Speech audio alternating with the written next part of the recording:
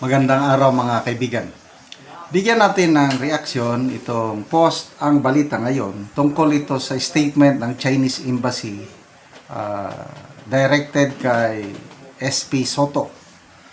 Okay, milyong-milyong trabaho nanganganib na mawala. Babala ng Chinese Embassy sa Senado. Nagbabala ang Chinese Embassy sa Manila na maaaring magdulot ng malubhang epekto sa ekonomiya at trabaho ng mga Pilipino ang patuloy na paglala ng tensyon diplomatiko sa pagitan ng Pilipinas at China. Ito ay matapos ilabas ang pahayag ng tagapagsalita ng embahada na si G. Lingpin bilang tugon sa mga naging banat ng ilang senador kabilang ang Senate President Vicente Tito Soto kaugnay sa isyu ng West Philippine Sea. Milyong-milyong trabaho ang mawawala. Yan ang babala. Sa kanyang pahayag, diritsang nagbabala si G. Lingpin sa posibleng epekto ng diplomatic tensions. Sabi niya sa post o sa statement, any serious damage to diplomatic relations, including downgrading of those relations, would cost millions of jobs. Are these senators prepared to personally compensate those for their lost incomes? Or is grandstanding easier when someone else pays the price? Grabe. Ayon sa Chinese Embassy, hindi lamang politika ang nakataya sa sigalot, kundi pati ang kabuhayan ng maraming Pilipino. Nagsimula ang mainit na palitan ng pahayag matapos ipasa ng Senado ang Resolution number 256 na kumukondena sa mga naging payag ng Chinese Embassy laban sa mga Pilipinong opisyal na naninindigan sa soberanya ng bansa sa West Philippine Sea.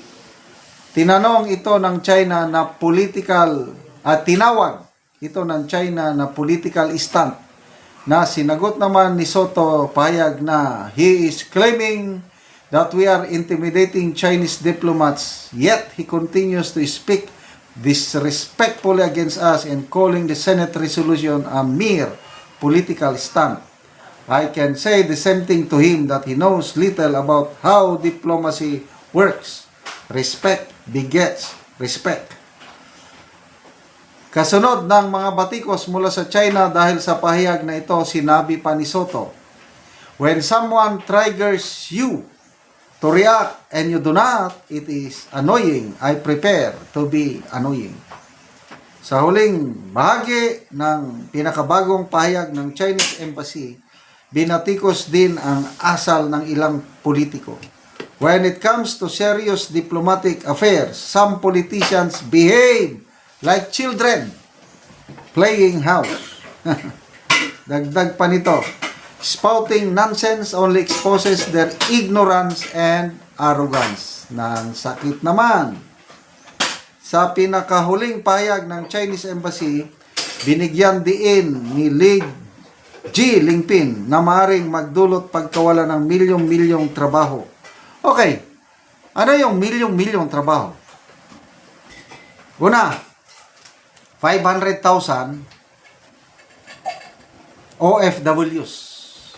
Nagtratrabaho sa mainland China, Macau, Hong Kong. Pag napuno ang China, anytime, pwede nilang itigil ang pag-recruit ng OFWs natin. Hindi na nila i-extend ang mga working visa o pwede nilang pauwiin lahat ng mga Filipinos nagtratrabaho sa China. Kaya ang tanong, mga senador, SP Soto, handa ba kayong bigyan ng trabaho itong mga OFWs ninyo? Pakisagot ko no, mga magigiting naming senador. So isang bagay lang yan OFWs. How about itong mga farmers? Nagtatanim ng saging, pinya, durian, at iba pang mga agricultural products na ini-export natin sa China. Pag ayaw nang bumili ng China ng ating agricultural products, anong mangyayari sa mga farmers natin? Talagang millions of jobs will be lost. So ang tanong, kaya bang sustentuhan ni Soto, mga senador natin, itong kawawang mga farmers? And then mga negosyante natin na nag-trade, nakikipagnegosyo sa China. Anong mangyari kung putulin ng China ang relasyon sa atin? Kaya ba yan ng China? Yes, kaya nila. Dahil maliit na bansa lang tayo eh. Compared sa kanila na marami silang kapartner, ka-negosyo na bansa, kaya nilang iputol anytime. Hindi ba na nare-realize yan ng mga senador? Yung West Philippine Sea, yes, wag nating isurrender, ipaglaban. Kailang, let's do it in the diplomatic way. DFA lang talaga yan ang makipag-usap sa bahalang mga Chinese Embassy at ang Department of Foreign Affairs. Sila lang dalawa. Na-train sila sa trabaho ganyan. Hindi mo maiwasan talaga sigalot between countries. Kailangan dapat ang umasikaso yung talagang nag-train, marunong yan. Hindi yung salita kayo dyan ng salita na hindi naman nakakatulong. Freedom of speech, yes. Freedom of speech. Pwede. Kailang, nang dahil sa inyong freedom of speech, kung magkagulo-gulo at maapektuhan itong mga OFWs, farmers, businessmen, may maitutulong ba kayo? O yan na, nagbabala na sila eh. Pag lumala ang tensyon at ma-downgrade ang mga relasyon, may maitutulong ba kayo sa millions of jobs lost, which is correct. Kaya sana magising kayo sa katotohanan, mga minamahal naming magigiting na senador. Isama na natin si Commodore Tariela. Isipin nyo ang kapakanan ng nas nakakarami. Yung West Philippine Sea na yan, may ibang paraan para ipaglaban natin na hindi bara-bara lang puro salita sa social media. Salamat mga kaibigan sa inyong pagsubaybay sa ating channel. Nakakatulong kayo ng malaki sa tribong Talandig ng Bukidnon dahil ang income natin sa channel ito is pantulong po sa tribo. Namimigay tayo ng mga libreng yero at pako para makapagpatayo sila ng mas maayos na tahanan. Panoorin nyo ang video na ito. Si Kuya ang nataga-anugero. Nani ang iyang atupan.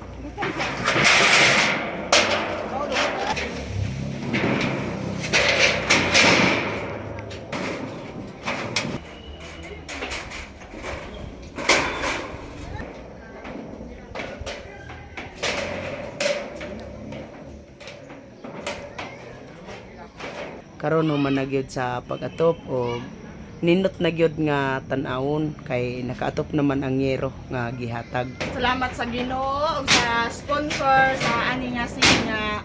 Tungod ani hinabang nga singa nakaatop na gyud ko nga. Na sige kay mangisag budget pang atop. Karon nga lain nag-sponsor, salamat kaayo og unta mataga napay matabangan nga uban. Kay tagan gyud ang nanginahanglan pud sa amo address sa among barangay. Oo, so ang natabangan diri sa nakino nga kuan, so halos na 40 ka balay. Gaganda na gyud mo. Gaganda daghan nag So dagan pa karon ang nanginahanglan. daghan pag yun kay lisod kayong panahon na nagdawat ko na gid sa pagkaon gyud. Taman ras pagkaon. Sa pagkaon. So salamat kayo. Salamat po.